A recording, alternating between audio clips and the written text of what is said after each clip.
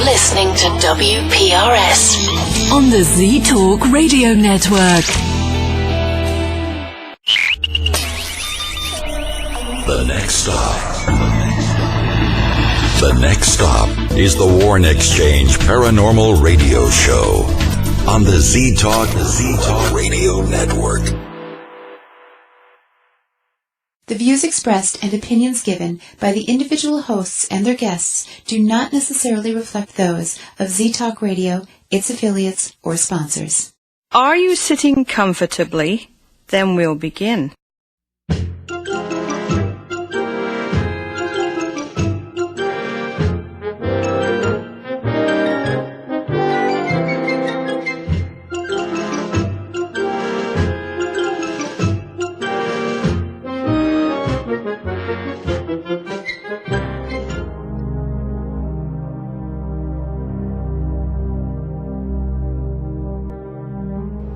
You're at the Warren Exchange. I'm your host, Al Warren. Tonight we have special guest Amanda DeWarren from Australia, author of the book My Journey Behind Blue Eyes, one of Australia's best known and most respected mediums, and connect with your loved ones passed over. She has a special gift of being able to communicate with animals, both alive and passed over. And we're going to talk to her about that, maybe make some connections right after these words.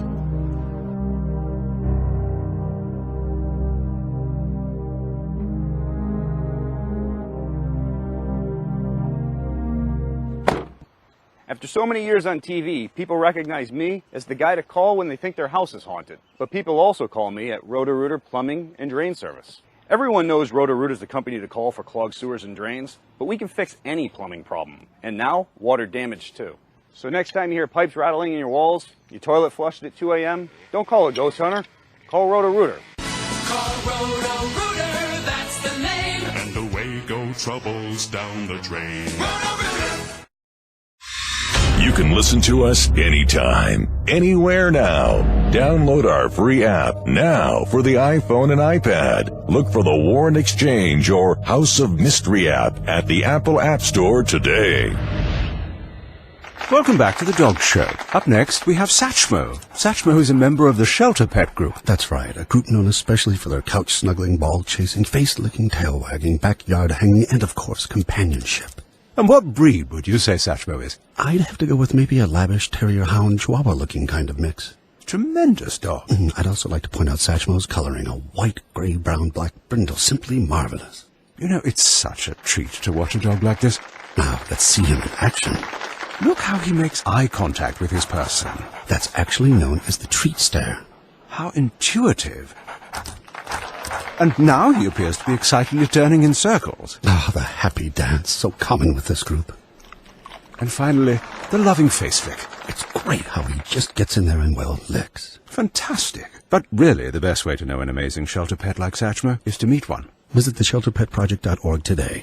Adopt. Brought to you by Maddie's Fund, the Humane Society of the United States, and the Ad Council. Who let the dogs out? Row, row, row, row. Who let the dogs out? Row, row, row, row. Who let the dogs out? Row, row, row, row. Who let the dogs out? When the party was nice, the party was jumping. Hey, yippee-yi-yo. And everybody's having a ball. Yippee-yi-yo. I tell the fellas stop and then calling.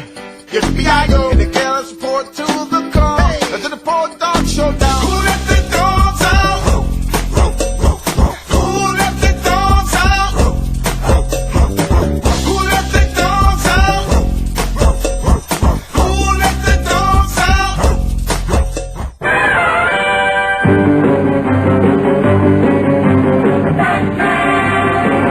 Hot diggity! Right now, I don't feel too agreeable. Danger, danger. And we're back. And joining us now, Amanda DeWarren, and all the way from Brisbane. Sunshine Coast, actually. Oh, well, you know. Close enough, doesn't matter. It's all bad accent for me anyway, right? Yeah, especially ours. Yeah. Well, you know how it is. I give it a try anyway. Well, you sound like you're doing great today. It's this afternoon for you. It's evening for us. Yes, it's coming on to, it's a beautiful day here on the Sunshine Coast, and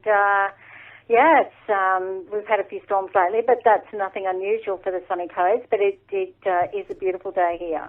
Yeah. Well, you're a day ahead of us, so... Well, hopefully your tomorrow will be like our today. I'm hoping. By the sounds of it, yeah. So now, for the listeners over on this side that don't know who you are, which I like to follow people in this kind of work. So tell them a little bit about who you are and what you do over there. I'm Australia's leading animal communicator. I communicate with animals living, and I communicate with animals that are passed, and I also have a service for sick pets. I can body talk into the sick pets, and they can tell me what's going on with them. For instance, a cat the other day, I picked up straight away that the cat had tumours in the chest, and they were going into the throat area. So I had and I was correct. And I had a conversation, the cat had the conversation through me with her mummy. She said she'd been with her mummy for 16 years and she had been found as a kitten. So, I mean, this information I don't know any of. I also have a column in the leading Australian women's magazine, which is Women's Day. I have a column called The Pet Whisperer, which I contribute to every week. They've asked me 2 years ago to become a contributor or a columnist in their magazine. And, they absolutely love my columns every week. So, yeah, if you log on to Women's Day Australia, then you'll see my column every week. Wow. Now on the animals, now you communicate with ones that are alive as well as ones that have passed. Yes. Is there a difference in the communication when you get When it? I communicate with the ones that have passed over, they come from a different realm. I can see that they're no longer in body, that they're just coming through in spirit. So I know that they don't have a heartbeat, and they're usually with someone that has passed over, a family member, or someone that's with the dog knows. Sometimes they don't specifically know that person when they were here, but they see them around, like say a father figure that's been gone for 15 years. They don't specifically know that person physically, but they know them when they come to visit the family. So it's like, Pop, he passed away 15 years ago, comes to visit all the time. I know who Pop is, so that's generally, there's always someone, that meets them when they pass over. Wow. So now is it quite different for their passing as it is for a human? No, their passing is depending on how their passing is, whether it's if we've had to make the decision to say goodbye to them, they're never, ever, ever angry at us or upset at us because they know that we've only tried to end their suffering and not their lives. So they understand that we didn't want to see them suffer, so we had to make that very, very painful decision to let them go. But they always come back. It's all right, Mummy. It's all right, Daddy. I know you had to make that decision. I was in pain. I was suffering. There was too much going on. And they always come back with absolute love for us. I've never seen an animal come through, even if the owner was the reason why they passed. Say an owner's accidentally run over their pet, or which has happened in the past. The animal still comes through and go, Mummy, it wasn't your fault. I know you wouldn't have done this intentionally. So they never come through with anger for us, because their love for us is priceless and endless. They never stop loving us, even though they've passed over. They've physically gone, but spiritually they are still very much a part of our lives. Wow. So can people, like a lot of the mediums for humans when they pass say that you can talk to your loved ones and they give you messages and signals. Is it the same for the pets? Like, do they leave things for you or? Absolutely, definitely. I do all my readings over the phone, or I have clients all over the world. And when I communicate with the animals that have passed, generally a lot of people come back and say, I felt Kitty around, or I felt my dog around, or I saw them out the corner of my eye. And one day I was doing a reading for a lady, and she was sitting across from me on a table. all of a sudden I saw this black cat, the apparition of a black cat, walk to the left of us, past the table, under my chair, and back out the other side. And I looked at the lady, and she looked at me, and she said, "You just saw that, didn't you?" And I went, "Was that a cat called Sooty?" She said, "Oh my gosh, it was my cat when I was a child," and we saw the cat's apparition. It's actually in my book. I wrote about, quite bizarre experiences when I was learning to become an animal communicator and medium. I mean, you're always learning, but when I was getting to that point, we actually saw the apparition. And my dog since passed. She passed 3 weeks after my father passed. And the other day I was sitting on the sofa and my other big dog was with me. He's still alive. And I saw a apparition of her, as she always did. She came to the left and she sat down in front of my feet. Wow. So they do, and you hear them, you sense them, you feel them, you smell them, you just know that they're there. They still always want to be a part of our lives. And sometimes they'll come through and say, "Oh, Mum, you've changed the bedroom around. Oh, Mum, you've got a new pet. Oh, Mum, Dad's got a new job," or something. They just know things. Yeah. It's just amazing what they know. That, people, many years ago, they used to say that, dogs and animals were the dumb creatures. Well, it's actually the opposite way. I think that we are the dumb animals and they are the smart ones. Oh, yeah. Yeah. Well, and they communicate so well without talking. They do. It's amazing. They do. Yeah. I did a reading for a zoo animal the other day. A zoo, I'm not allowed to say on the radio who it was, but a zoo rang me and they said, "We cannot get our elephant to eat. What is the problem?" And I said, "For a start, you are feeding it at the wrong time. It doesn't want to be fed in the morning. It wants to be fed in the afternoon. And when you're feeding it in the morning, in the afternoon, don't let anyone see it. I said it doesn't want people watching it when it's eating its food. It prefers to be alone." So that afternoon, they took the elephant behind the scenes, closed the door, left the elephant alone to its own devices, and the elephant started eating. Just crazy. I know, but it's an absolute true story. Yeah, no, it's amazing. I just think a lot of people don't realize that animals are quite sensitive.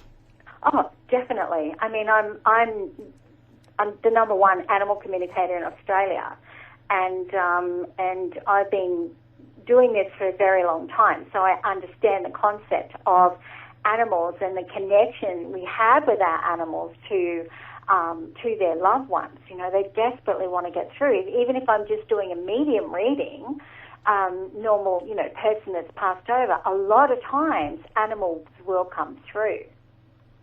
Wow. So are they looking to communicate with their owners, you think? Oh, absolutely. Absolutely. The other day I did a reading for a lady who was in her 90s, and she wanted to communicate with a cat for a specific reason, and her cat that had just passed over. And I felt this cat had been back before, and I said to her, "Has this cat come back 3 different times? Is that what you felt?" And she said, "Oh, goodness gracious." She said, "Yes, that's what I wanted you to tell me." So they know what we're wanting to ask them, who they're with, are they okay? This cat it was the same soul that it had been reincarnating into 3 different cats that this lady had during her lifetime. Wow. So the pets are reincarnating as well? They did this time. Not always. It doesn't always happen, but they do sometimes come back because they want to live another life with us, because they still want to be a part of that. Our animals are very connected to us through spirit and through our soul connection with them.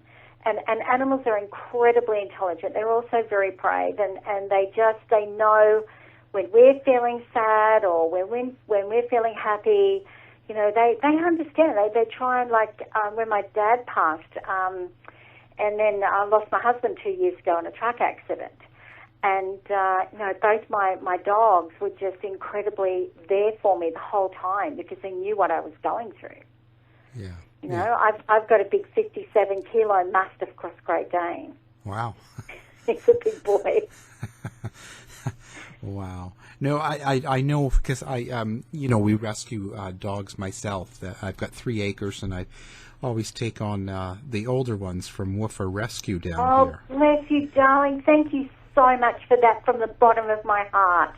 Well, I mean, It's just, you are just one of the most wonderful people that do this type of thing, and I am so grateful that you and others like yourself have been put on this planet to give these guys a second chance. It's incredibly important. Well, I think it's amazing because I take the older ones, so they're always a few years plus, and they get abandoned or whatever, and nobody ever wants them, and so I always have them. But you know what? They're amazing, and you just get a connection with them as soon as you meet them. It's almost like they're just family. You just know it, and they just become part of the pack, and it's just like they're family from passed on. It's the strangest feeling. Did you have a larger dog that's passed over that was yours? Medium-sized, I'd say. Medium-sized. A female, was it? Yes, actually, yeah, female, yeah. Did you have her for quite a long time?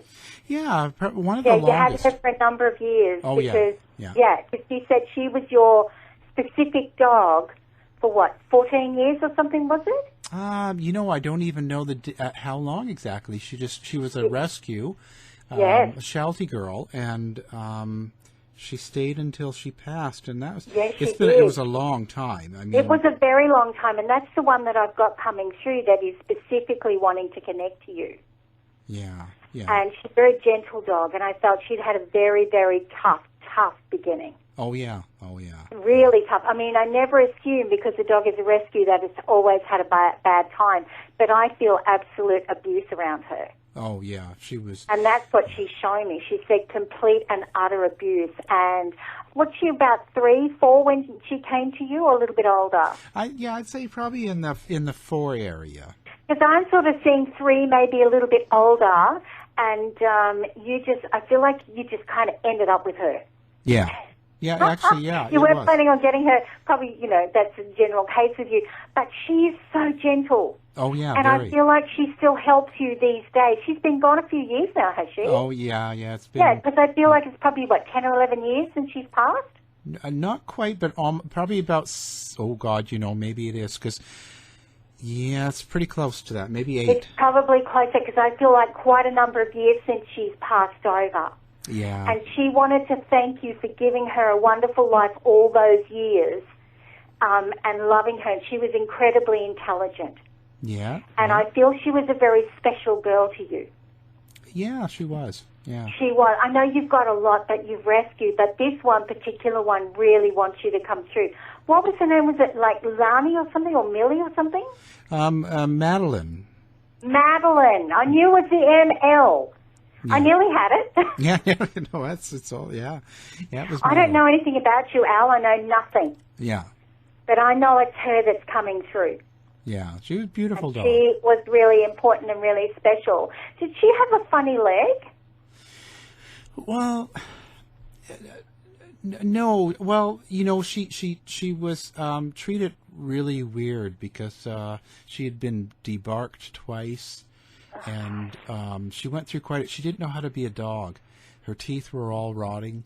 I know she was badly neglected. I've got one that's dragging, a littler one that's dragging its leg.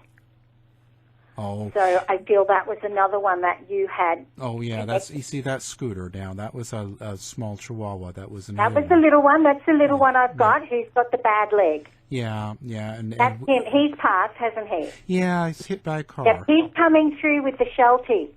Okay, yeah, that's... You've got enough... Sorry, I had to launch into it, Al, just because they were bothering me and wanted to come through. Oh, that's fine. So, and you had Scooter for quite a long time too. Not quite as long as Madeline. Not as long as Madeline, but quite a while. Yeah. But he was with you for quite a long time. He was such a cheeky, very friendly, loving fellow. Yes, yeah. Very gentle, and he didn't have as bad a life as Madeline, but I felt that there was a lot of emotional neglect around him. Yeah, I think so. It's always hard to tell. He was a bit nervous, was he? Yeah, a little bit, but... He said, I was a bit nervous, I was a little bit timid, but you helped... Is it your wife as well that helped him through this? Actually, yeah, well, partner, like yeah. Your partner, because he says they talk about their mummy. Yeah. And, those two really wanted to come through, Al. I needed to bring them through for you. Well, that's great. Lovely. It sort of gives you a little bit of an idea of what I do. Yeah, it's amazing. So when did this start for you? Like, when did it start happening? It really started to come to fruition when I worked with Steve Irwin for 2 years. Oh, lovely man. Yeah. Yeah, he still bothers me. Oh. I've got a lot of work to do, apparently. Yeah. I worked with Steve and Terry Irwin for 2 years, but I knew I had it before then. Working with Steve and Terry really brought out a deep compassion. I mean, I've always loved animals, obviously. My mother taught Mia Farrow to ride horses. My mother was very much a horsewoman. My dad was a dog person.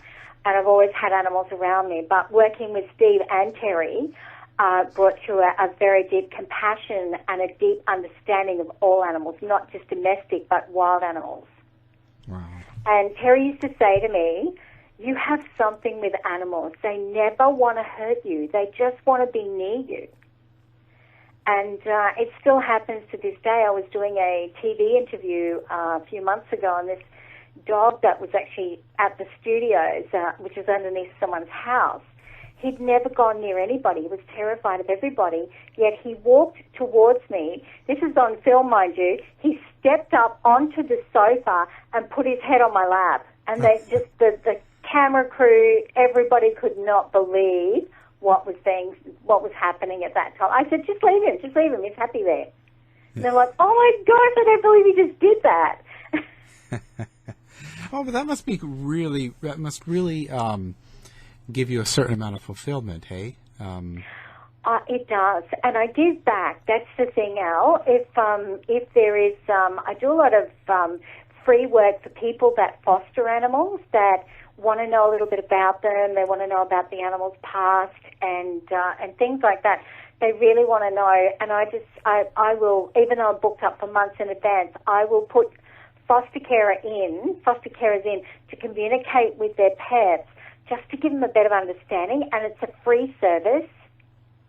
Wow, that's fantastic, because it's... Well, you give back because you want the animals you want the dogs or the cats or something to be able to speak and give them a voice and say with the foster parents what's happened in their past, what they're looking for in a new owner. It really does help the new, like the foster carers, to understand what's been happening with this pet, or what sort of home they want, or are they in pain, or something like that. Yeah, because you just don't know.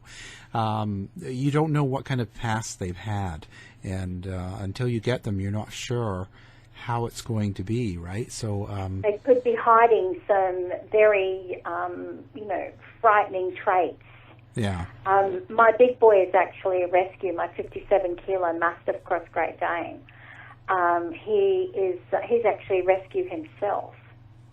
I wasn't planning on getting him, and that was 4 years ago, and I've still got him. And he's a bit of a celebrity because people think that because I'm Australia's leading animal communicator that I have a really well-behaved dog. No, he's naughty. No, they get spoiled, don't they? Oh, he gets up to no good. Yeah. Oh, I know. And in the last one we got just this Chihuahua. She was left at McDonald's. Oh my God. So we call her Nugget. But is there about 3 that you've got at the moment? No, 2 now. 2 Okay. Yeah. Yeah. Yeah, and that's how it goes. But you can be. I'll take as many as I can take. It comes in waves, and I just strange what people do with their pets. You know what, Al? I've seen some horrific stuff. Not physically seen, but communicated with some animals that have had some absolutely horrific stuff. My first girl, Charlotte, she was a rescue, and she had cigarette burns all over her stomach.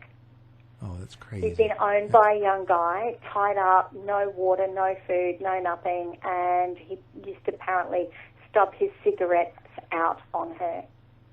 But she spent 12 years with me, until she passed away and gave her a beautiful home, and she was gorgeous. Loved her to bits.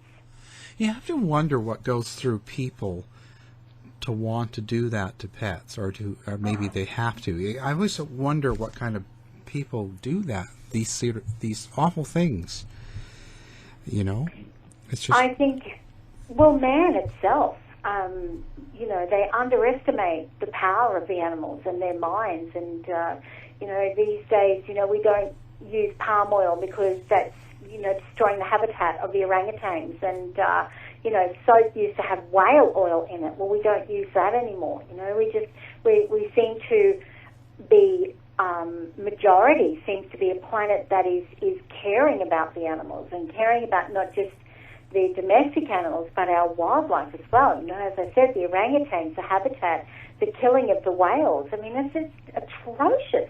Yeah. It's atrocious. Our wildlife is suffering, and we're taking their habitat away from them, and it makes me. And this is one thing that Terry has done, bless her, and Bob Irwin. I know Bob Irwin very well.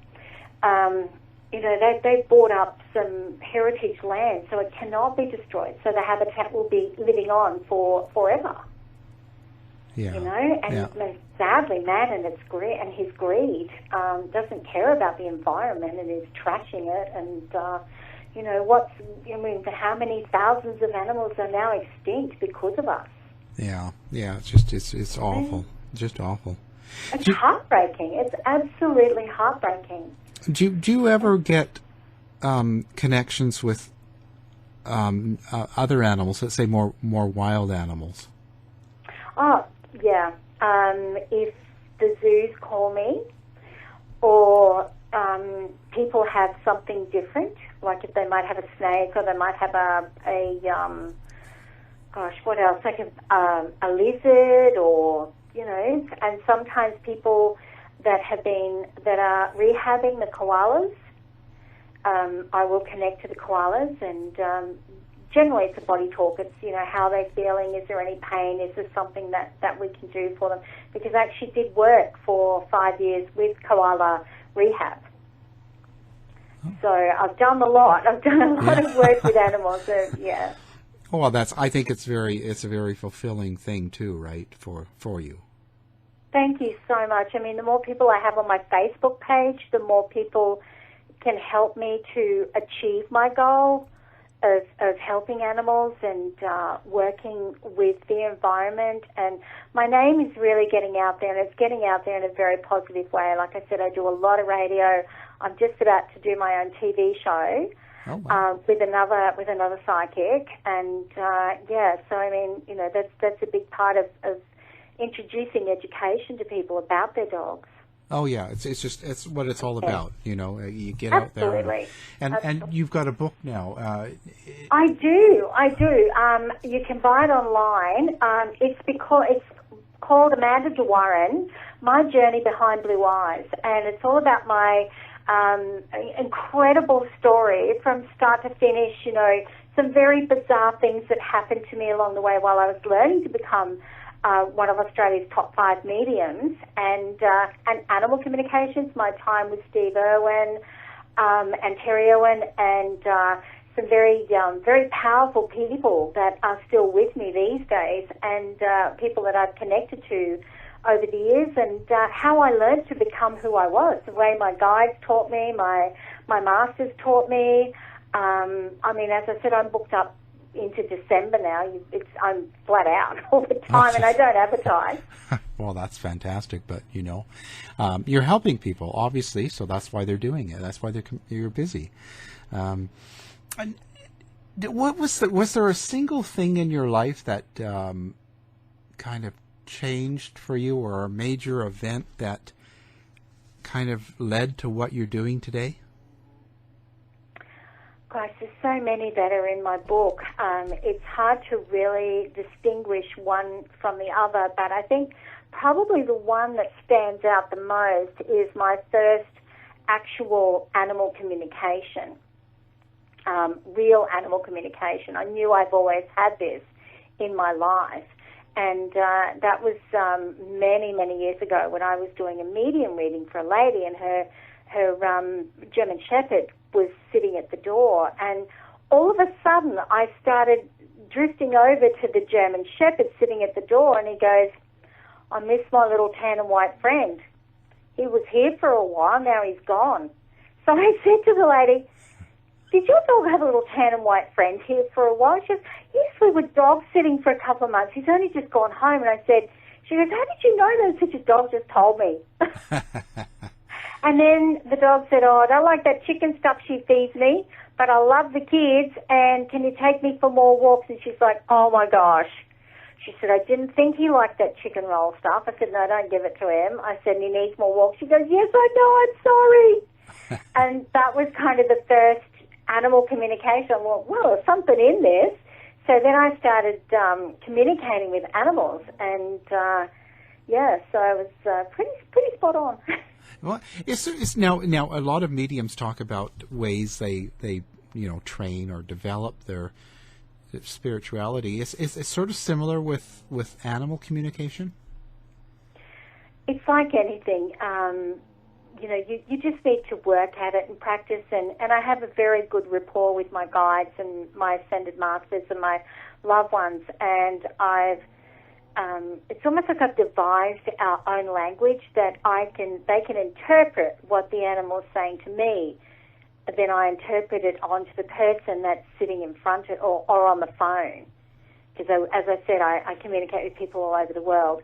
So I understand what my guides are saying to me, interpreted from the animal, and vice versa. I will not physically say something, because I'll be talking to the person on the phone, and I'll be saying something to the animal, and then the animal will answer my question back to me.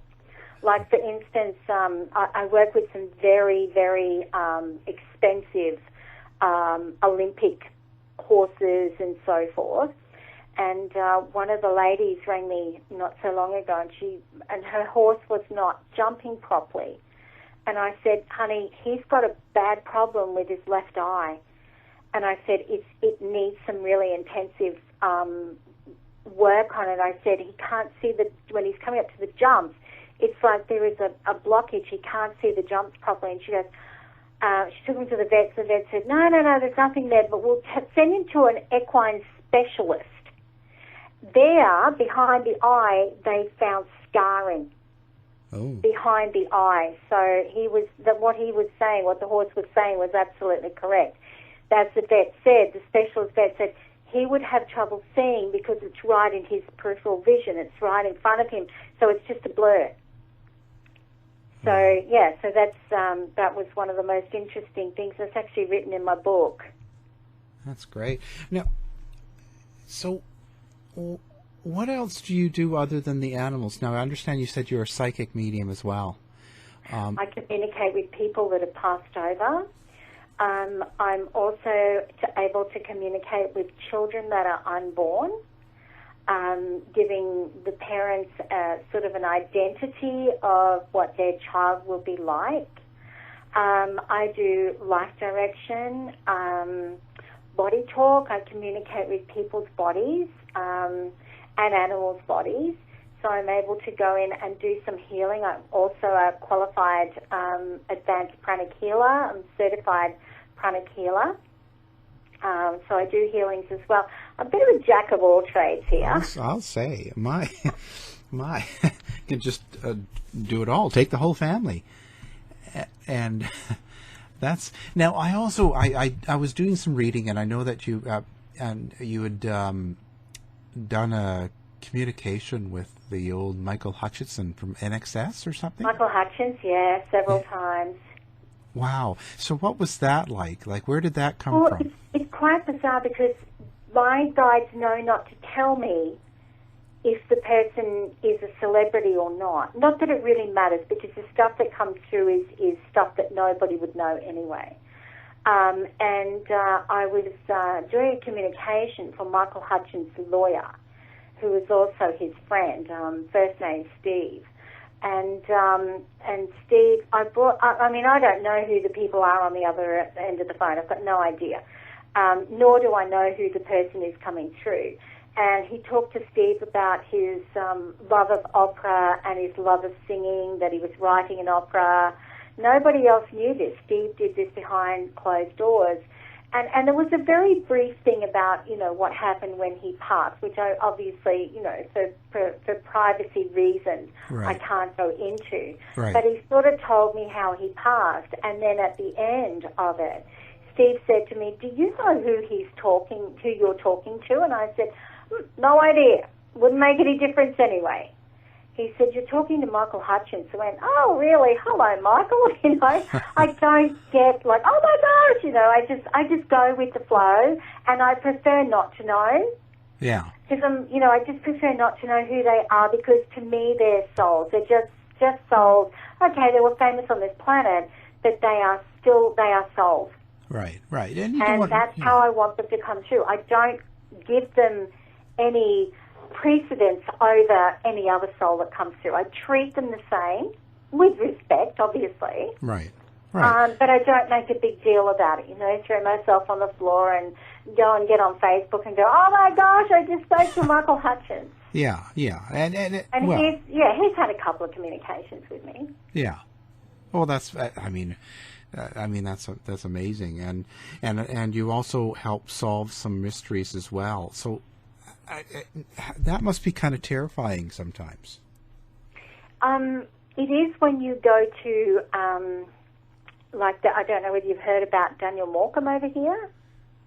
He was a young boy that went missing several years ago, and the police came to me and said, can you help find Daniel?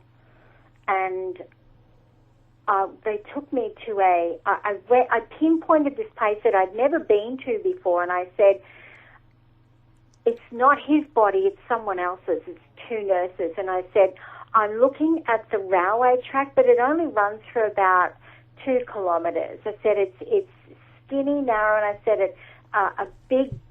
it goes through the side of a hill, and it's got barbed wire. And I said, you come up around that, and I was describing this area to the exact, never been there before, and he said, I know where that is.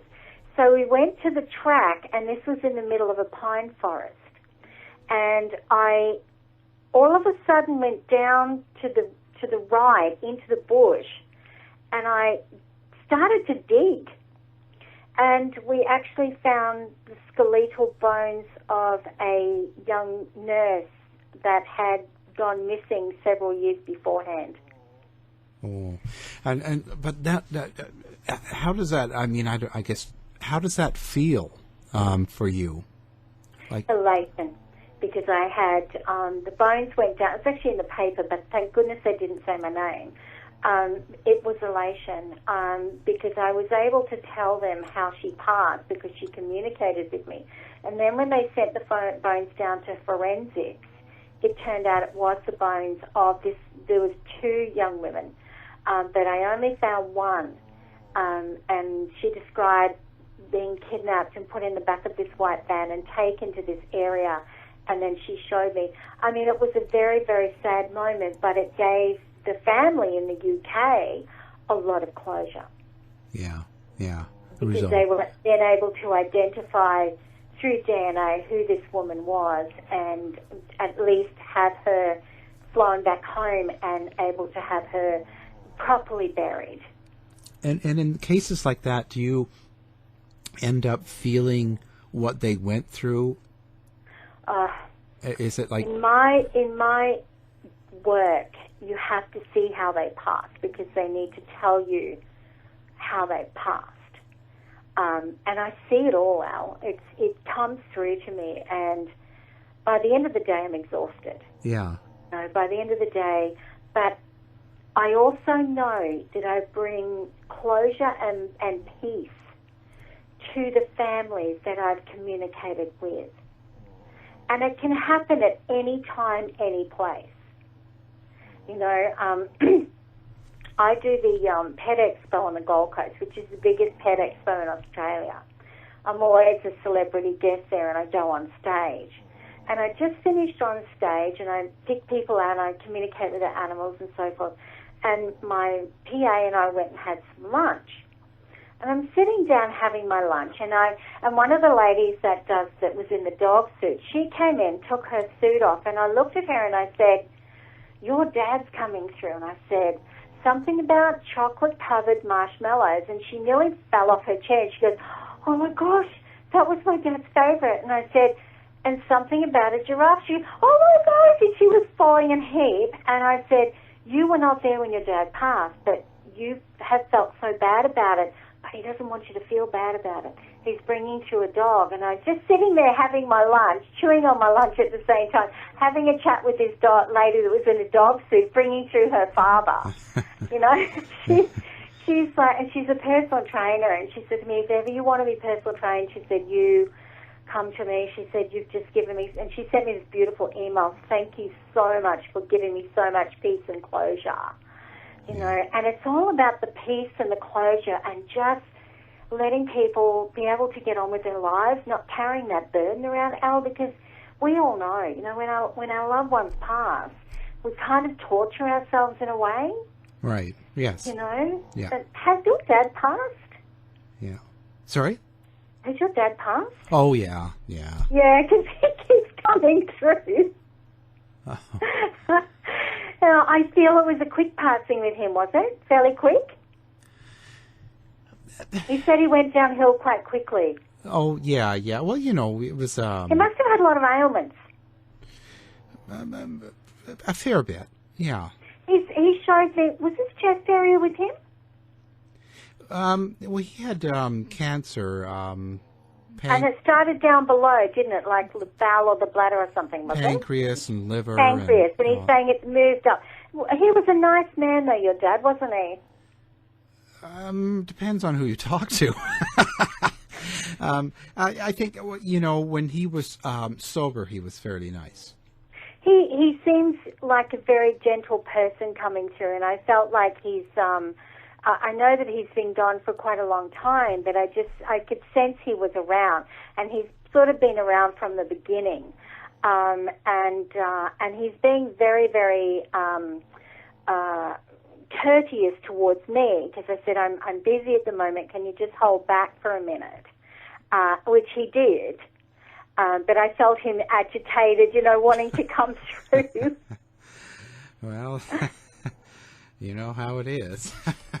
And I've even done a reading on a plane. When I was heading to Melbourne, this lady sat beside me, and her husband kept singing "When the Saints Come Marching In," and he just kept doing it over and over and over again. I'm like, okay, all right.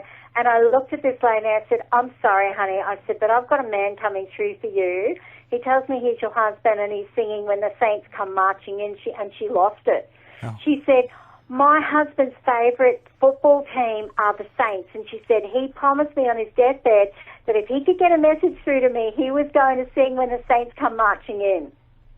and we had a little bit of a chat, 30,000 feet up. Anytime, any place, anywhere, it just goes like, you know, it just goes. It goes with the flow. But does that ever become a problem? I mean, in the sense that do you ever get a break? Yes and no. You know, I do this for a living, and I've been doing it for a long time, but it's not about me. It's never about me. If I feel that this person in front of me or beside me or on the phone needs to have closure, or just even if it's just a brief message, like the lady in the dog suit and the lady sitting beside me on the plane, you know, I don't like to turn around and say, "Oh, get lost, I'm not talking at the moment." I think that it's been given to me to bring people closure. It's not about the money. It's not about me being famous or anything like that. Everyone that knows me will tell you I'm a really down-to-earth person. Right. But I treat this work very seriously, and I'd like to give as many people as I can closure, whether it be their dogs or whether it be their loved ones or something like that. Do you feel like the I mean, I guess the overall energy of mediumship is kind of more on the upswing, more positive and more popular nowadays. Oh, absolutely. Do you feel like it's a good thing, right? It's a fantastic thing because, you know, when I started 15, 20 years ago, I just had to barrel through negativity and, you know, and abuse and stuff like that. Now I am known as one of the pioneers of this industry over here because I didn't back down and I stood my ground. And I've been in thousands of newspapers, radio, television, you know, magazines, all of that. And I have put my neck out on the line to prove to people that there is life after death, whether it be your animals, your loved ones, you know, and I do this all the time. There's probably not a day goes by that I don't use my gift to bring closure to somebody. Is there any influences you have that are in the business itself? Each other. A lot of my colleagues that are also very well known, we support each other. And I think that's very crucial in this industry. I never allow bad-mouthing from each other. I have some very powerful medium friends who I absolutely adore. There is no competition between us. I encourage friendship, love, and support. And I have some amazing psychic friends that we all support each other and we all love each other. And that's incredibly important, Alan. Yeah. Al, you know, we need each other. There's plenty of work for everybody. Oh, yeah. You know, there's no need for bitching and fighting and arguing. I just don't allow that in this industry. You know, I'm pretty highly respected in this industry over here. And I encourage peace and support and just being there for each other. Yeah. I was at a expo the other day and I had so many people wanting to come and see me. So I sent them to a couple of my other medium friends. I said, oh, look, Christine Rose, she's fantastic, you know, Paniotis, she's amazing. Go and see these ladies. You know, if I've got too much work on, I will farm it out to my other colleagues. Yeah. Well, that's you know, that's the way you got to be, you know. Is there anything that influences you outside of the work? Like, is there particular things you like to read or watch or listen to? I'm a bit of a gym junkie. Okay. I love my gym 5 days a week. I have as I said, a big dog, and I live 7 minutes from the beach. I run along the beach quite regularly. I love to garden. I love my family, my children and my friends. And as I said to you before, I lost my husband 2 years ago in a truck accident, which I knew was going to happen. Because 3 days before he died, I had a vision of me looking over him in a coffin. And it was exactly how it was when I went and said my goodbyes to him. And I did say to him, please be careful, because he said to me, I feel like something bad's going to happen. I said, yeah, I know. Will you please just stop and rest for a little while, please? And he didn't, and he fell asleep at the wheel, and our road train toppled down 100-metre embankment. Wow. And he was killed instantly. So there's really no stopping to something like that, is there? If it's meant to happen, it's meant to happen. I mean, he's still around me. My medium friends bring him through a lot, and he gives me signs. And, you know, signs are so important because not long after it happened, he used to sing the song Oh Mandy by Barry Manilow. Right. Mm-hmm. And I walked into a girlfriend's place one day, and she had some, like, random music happening. As soon as we both walked inside, that song played, and we looked at each other, and I just lost it. She goes, that's Mick. And every time I go to an event, he always plays Songbird by Eva Cassidy. Every event I do. Don't hear it any other time. I only hear it when I'm doing events. So then I tend to lose it a bit, have to compose myself and get up on stage. Get it. So where do you think that we go when we pass? Is there something that's I guess I always touch off a little bit on religion in the sense that has it affected your views on religion, or how do you react with? I still believe that there is a God, despite what the Bible says about mediums. I do believe that there is a supreme being, and we go back over there to join them. When I kind of got a glimpse of this last year at the Pet Expo. Going to the Pet Expo, I thought, doing all the kitties and doggies. No, that wasn't going to happen. That's something big in store for me, which is also written in my book. I was sitting there, two ladies in front of me, and I said to them, there's a lady coming through, and I felt like it was an explosion. And I said, but this was a plane explosion. And I just went, oh my gosh. This was the MH17 that was bombed.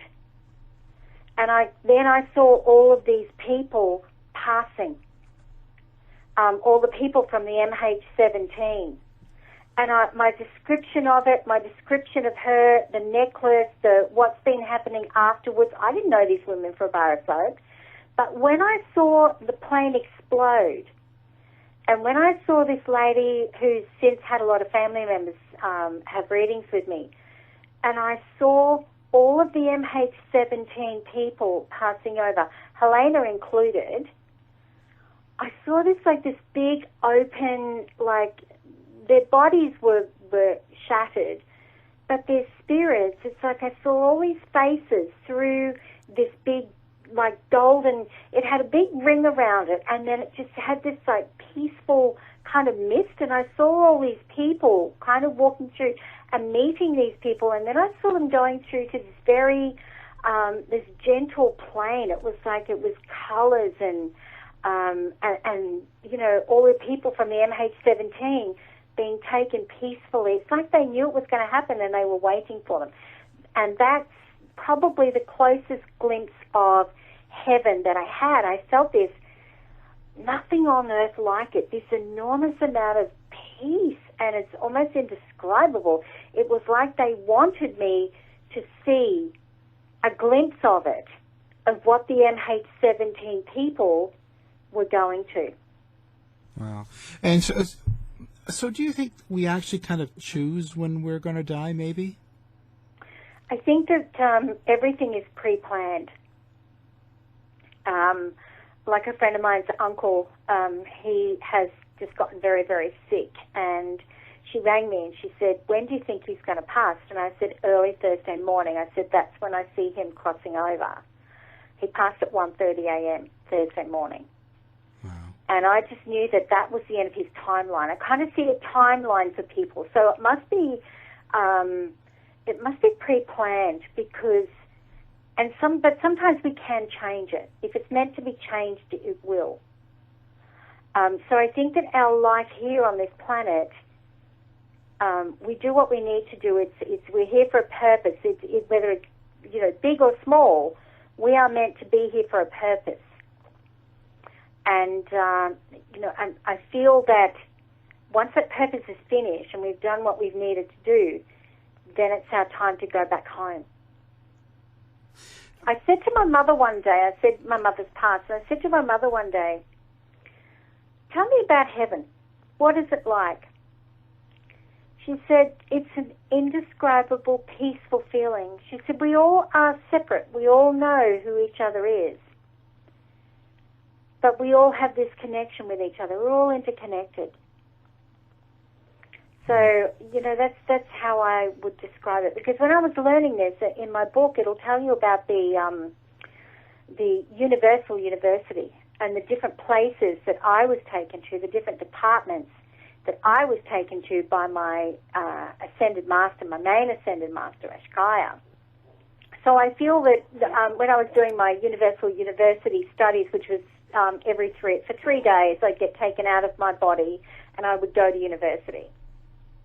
And then I'd come back into my body and I'd have a normal, everyday life. But then after that, I'd go for a few months and then I'd go to the Universal University and was taught. So the afterlife plane must have because this university is massive. It's huge, and it houses all animals, even dodo birds, extinct animals, all kinds of animals. So there must be a place over there, and I felt that was where I went to. I was taken over there to be taught to do what I need to do. And so what happens, I have to ask, what happens to people if they're real evil? Someone like Hitler.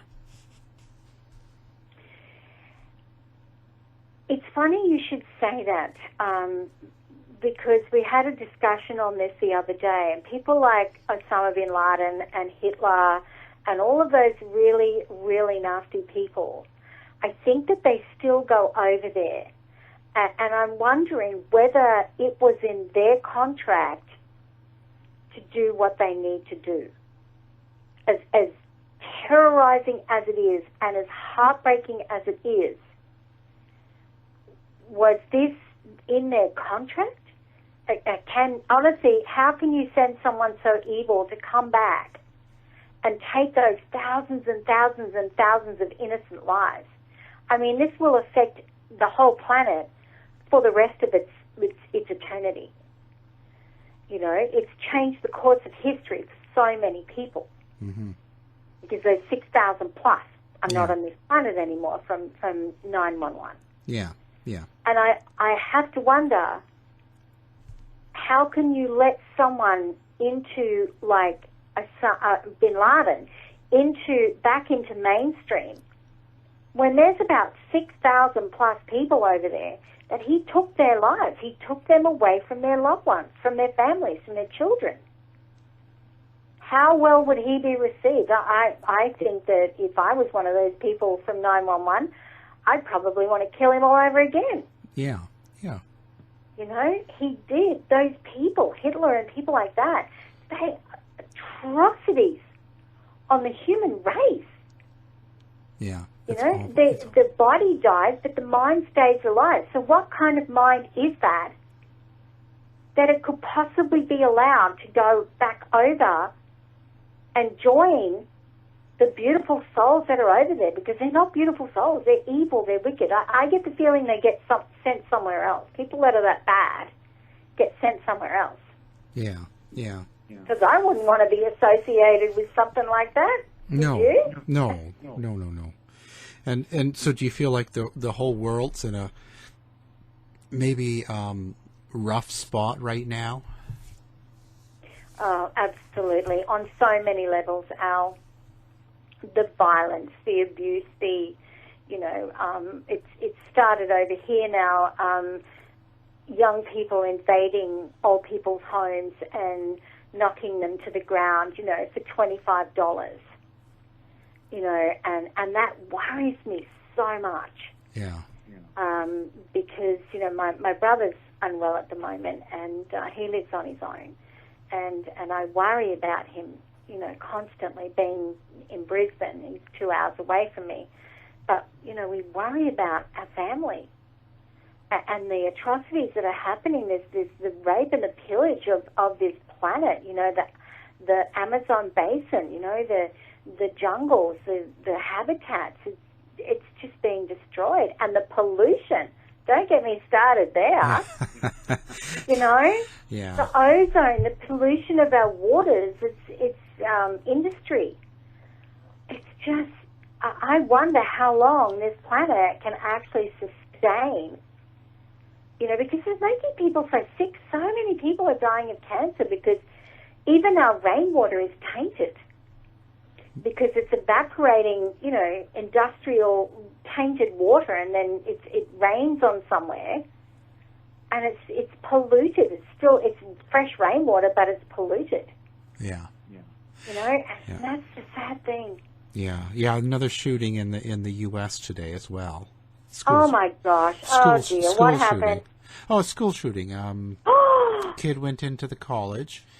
13 dead, another 21 injured, so he shot a lot of people, and they killed him in the parking lot.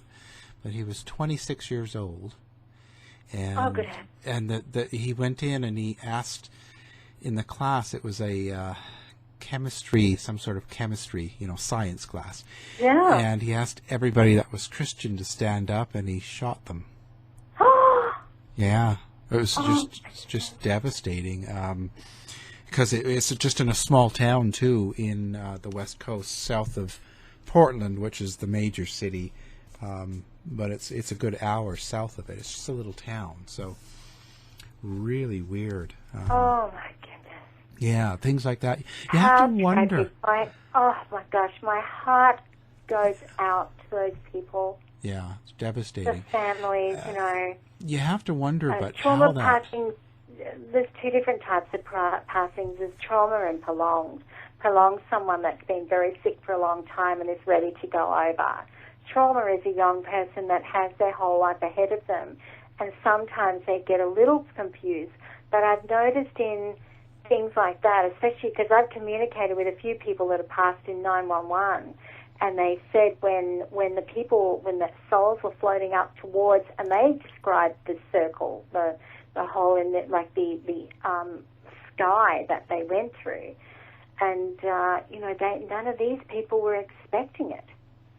And some of them struggled to, it's like, no, I can't possibly be dead. This just can't have happened.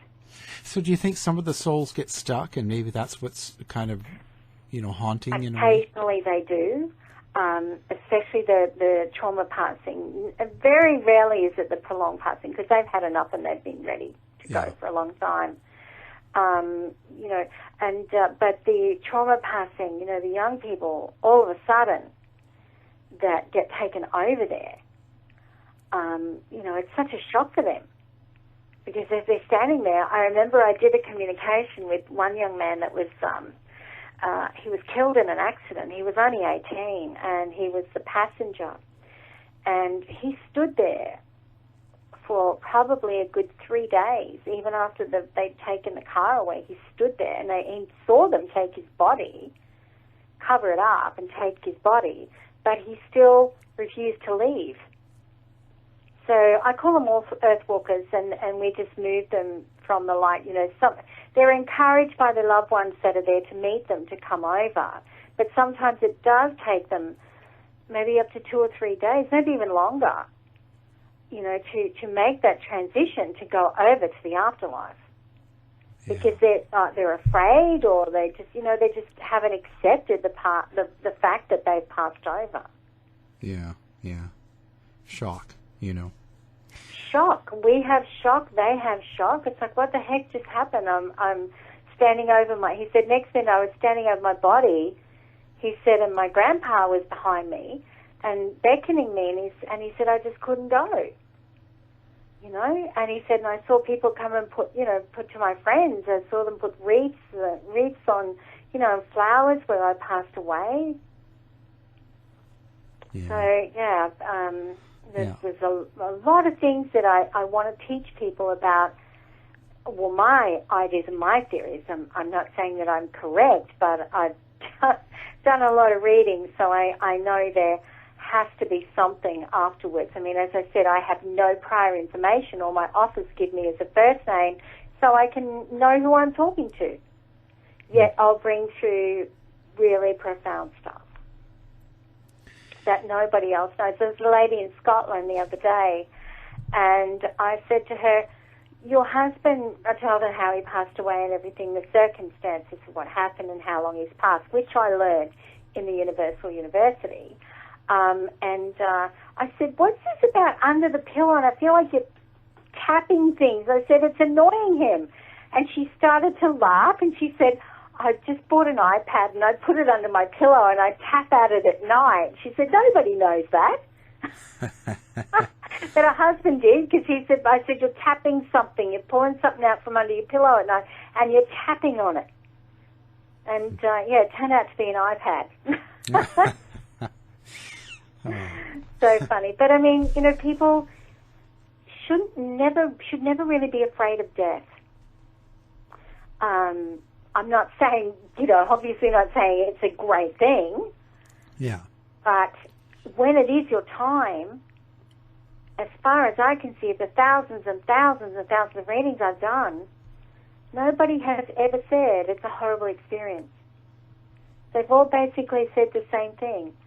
A shifting of their energy, meeting a loved one or loved ones and pets, and going through the I'd say it would be the portal. It's like in the sky, it's all these colours and faces that come through. It's like a rim of a very bright light, and then it's almost like an oval shape. And then they drift up through it with their loved ones, and then they're out of sight. That's it, they go. So there has to be something in it. Yeah.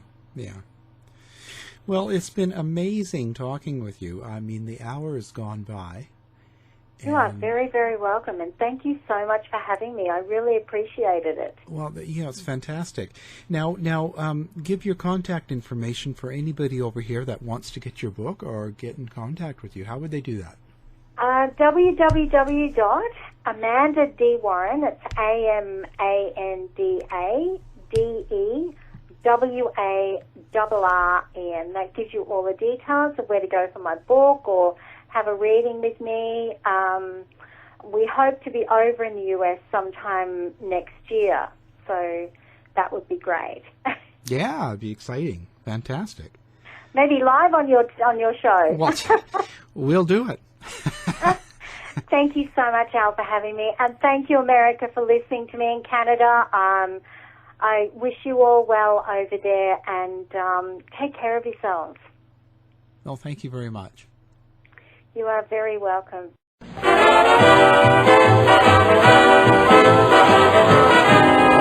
mission has been completed. The end. By George, he's got it. It is the end. I'll see you. This has been a production of the Z-Talk Radio Network. If you're lying to me, I'll be back.